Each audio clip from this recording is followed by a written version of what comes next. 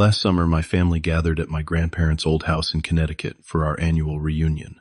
I stood in the corner of the living room, holding a glass of lemonade, watching my Aunt Linda parade her son Derek in front of everyone.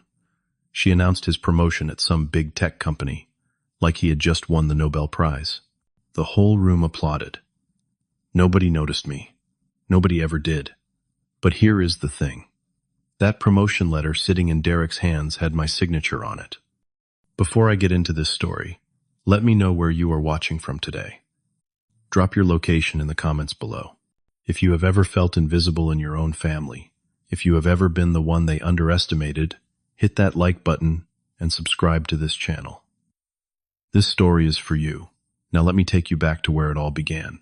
I grew up in a small apartment on the outskirts of Hartford. Nothing fancy. 2 bedrooms, 1 bathroom, and a kitchen that always smelled like whatever my mom had cooked the night before. My father passed away when I was 12 years old. He worked construction, and one afternoon a beam fell from the 3rd floor of a building site. They told us it was instant. I do not know if that was supposed to make us feel better. It did not. After that, my mom, Martha, raised me and my little sister Sophie on her own. She worked as a nurse at the local hospital, pulling double shifts more times than I can count. I remember waking up some mornings and finding her asleep on the couch, still in her scrubs, too tired to make it to her bedroom. She never complained. Not once. She just kept going, kept pushing, kept making sure Sophie and I had food on the table and clothes on our backs. My Aunt Linda was my mom's older sister, but you would never guess they came from the same family. Linda married a man named Richard who owned a chain of car dealerships across Fairfield County. They lived in a big house with a 3-car garage and a swimming pool in the backyard. Their son Derek was born the same year as me, just 3 months earlier. And from the moment we were kids, Derek was the golden boy. Every Thanksgiving, every Christmas, every Easter, our family would gather at my grandparents' house. And every single time, Aunt Linda would find a way to make Derek the center of attention. She would talk about his grades, his awards, his extracurricular activities. Derek played lacrosse. Derek made the honor roll. Derek got accepted into some exclusive summer program for gifted students. The list never ended. I remember one Christmas when we were both 14. The whole family sat around the tree, opening presents. Derek unwrapped a brand new laptop, the kind I had only seen in store windows. I opened mine and found a hand-knitted sweater from my grandmother. Do not get me wrong, I loved that sweater. My grandmother made it with her own hands, and I wore it until the elbows gave out. But then Aunt Linda said something that burned itself into my memory. She looked at my gift then, at Derek's laptop, and said, "Well, Derek needs the computer for his studies. Blaze's sweater is nice too." She said it like she was being generous, like I should be grateful for the scraps. My mom squeezed my hand under the table. She did not say anything. She never did when Aunt Linda talked like that, but I could feel her grip tighten, and I knew she was hurting just as much as I was.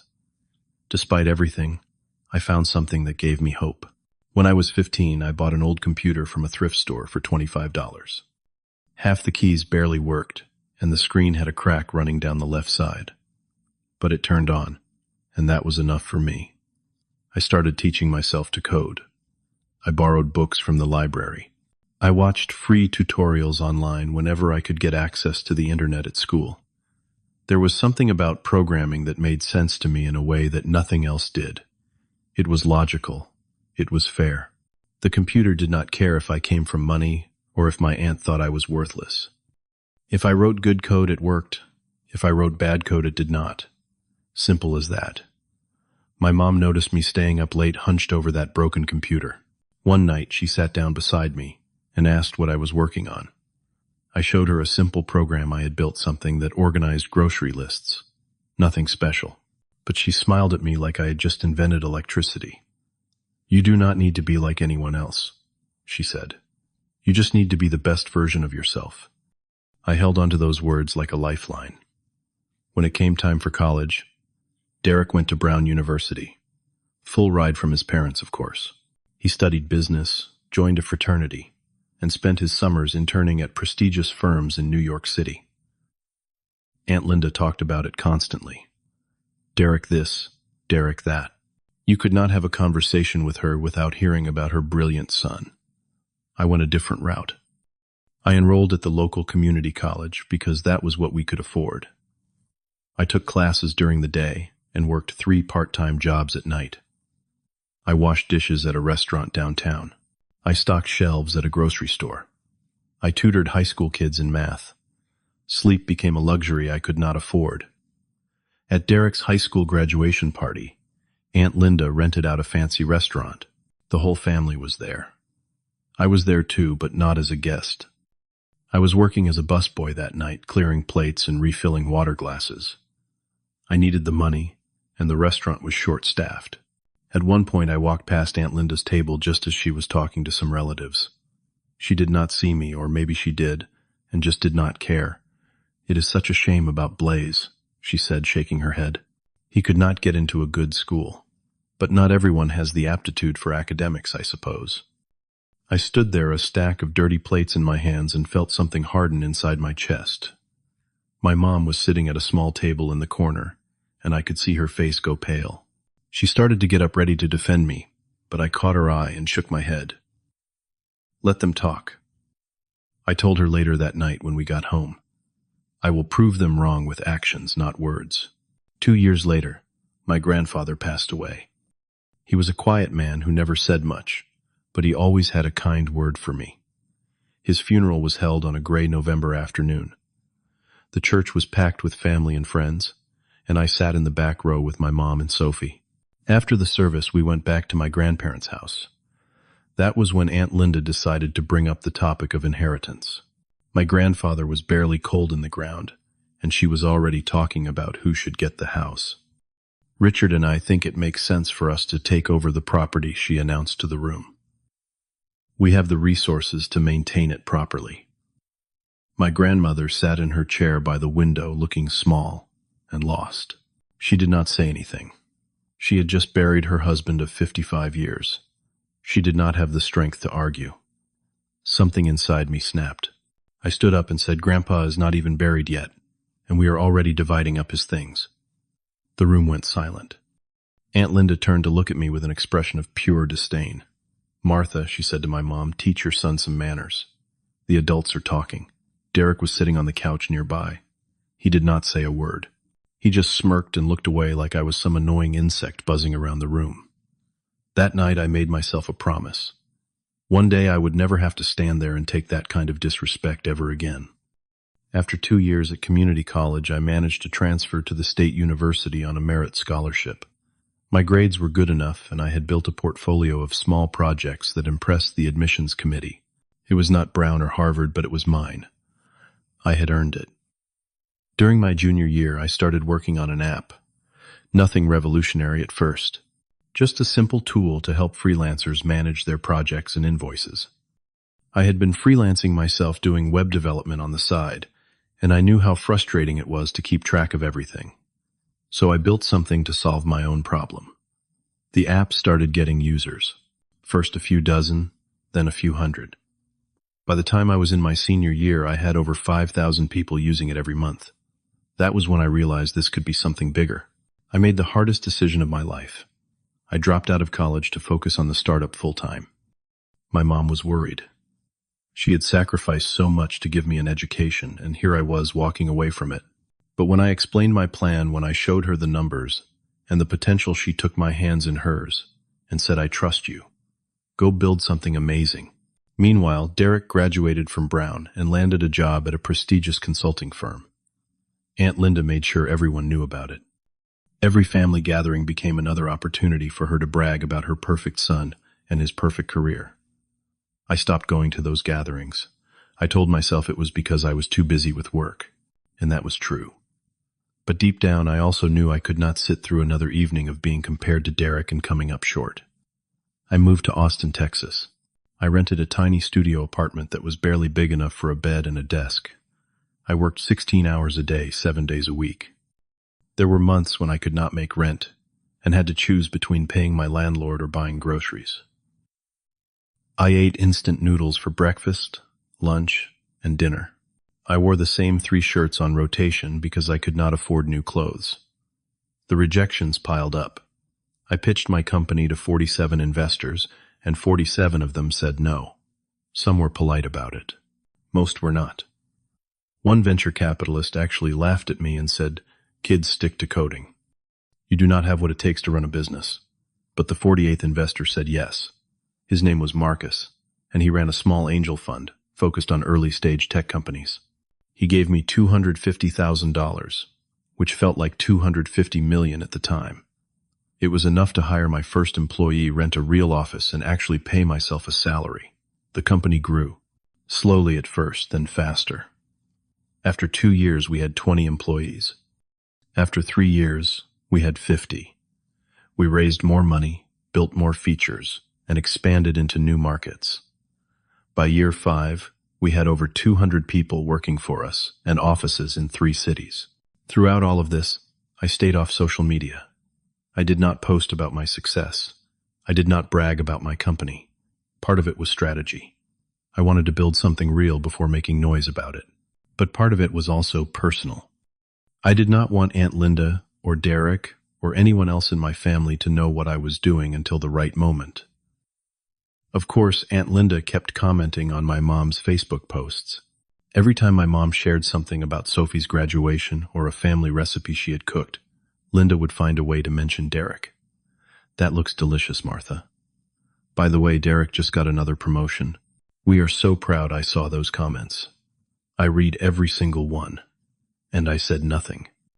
Then came the coincidence that changed everything. My company was growing fast and we needed to hire more mid-level managers. Our HR team put together a list of candidates for a product manager position, and I was reviewing the applications one evening when I saw a name that made me freeze. Derek Morrison. I read it 3 times to make sure I was not imagining things. But there it was, clear as day. Derek had applied for a job at my company. I dug into his background. After leaving the consulting firm, Derek had bounced around quite a bit. He worked at a marketing agency for a year, then jumped to a fintech startup that went under, then spent some time at a mid-sized software company before getting laid off. His LinkedIn profile was polished and impressive, but the reality was messier. I did not sleep that night. I kept thinking about what to do. Part of me wanted to reject his application immediately. After all those years of being looked down on, I finally had the power to say no. But another part of me knew that would make me no better than Aunt Linda. So, I made a decision. I told HR to process his application like any other candidate. No special treatment, positive or negative. If Derek was qualified, he would get the job. If he was not, he would not. Simple as that. Derek went through 3 rounds of interviews. He met with our HR director, then our hiring manager, then our VP of product. I deliberately stayed out of the process. I did not want my personal history with him to influence anything. He got the job. Our company had grown to the point where I did not interact directly with most employees. I spent most of my time in meetings with investors, partners, and board members. When I was in the office, I usually stayed in my private workspace on the top floor. New hires rarely saw me in person, and Derek was no exception. 3 months went by. Derek worked on his projects, attended his meetings, and had no idea that his cousin was the one who signed his offer letter. I heard through the grapevine that he had told some coworkers about his family, specifically about a cousin who dropped out of college to chase some pipe dream. One of my managers mentioned it to me during a one-on-one meeting, probably not realizing Derek was talking about me. The new PM was saying he has a relative who failed at some startup, she said, laughing. Can you imagine? I just smiled and changed the subject. Summer came around, and with it my grandmother's 80th birthday. My mom called and asked if I would come to the reunion. I had skipped the last several, but this was different.